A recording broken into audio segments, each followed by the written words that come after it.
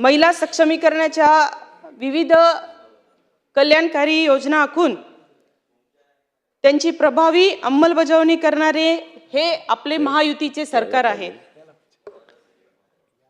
त्याचपैकी एक लाडकी बहीण योजनेचे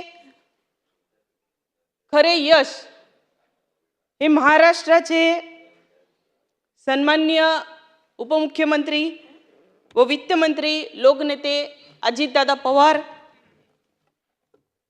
खऱ्या अर्थाने त्यांचं हे खूप मोठं श्रेय आहे।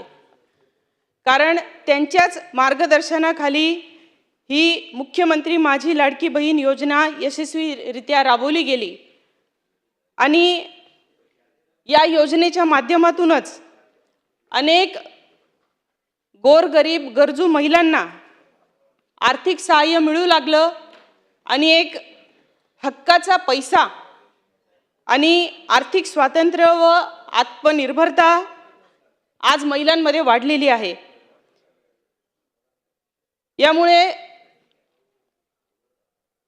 दादांच्या जाणीने आज कुठल्याही राजकीय क्षेत्रामध्ये नसलेल्या सर्वसाधारण गृहिणी सुद्धा प्रत्येकाच्या मोबाईलवर 28 जानेवारीला दादांच्या फोटोचं व्हिडिओचं स्टेटस ठेवून महिलांनी एक प्रकारे श्रद्धांजली दादांना दिलेली आहे।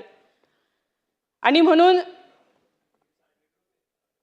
या महिला दिनाच्या निमित्ताने, कारण महिला एक आई असते, एक बहीण असते, तर सर्व बहिणींच्या वतीने खरं तर मी आज दादांना श्रद्धांजली अर्पण करते आणि सर्व बहिणींच्या, लाडक्या बहिणींच्या मनातलं आज बोलायची वेळ आहे।